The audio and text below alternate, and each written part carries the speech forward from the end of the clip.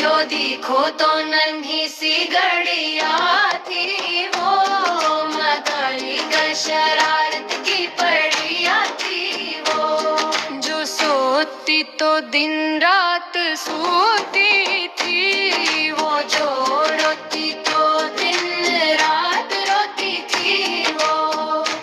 ना अम्मी के साथ और ना भैया के साथ वो हर वक्त रहती सरिया के साथ। सरिया ने एक दिन ये इससे कहा, मेरी नन्ही गड़िया यहाँ बैठ जा। बोला है अम्मी आती हूँ मैं, खटोली में तुझको सुलाती हूँ मैं।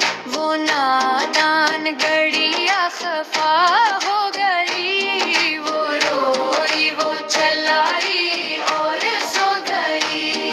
अचानक वहाँ एक परी आ गई, खिली आंख गड़िया की घबरा गई। तो बोली परी मुस्कुराती हुई, सुनहरी परों को हिलाती हुई। अधर आओ तुम मुझसे बात करो, मैं नाजुक परी हूँ ना मुझसे डरो। वह गड़िया मगर और भीतर गई, लगी चीखने हाय मैं मर गई।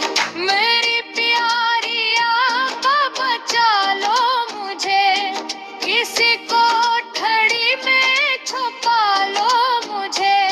सरिया ने आकर उठाया से, उठाकर गले से लगाया से। गले से लगाते ही चुप हो गई वो, चुप हो गई और फिर सो गई। सरिया को दिखा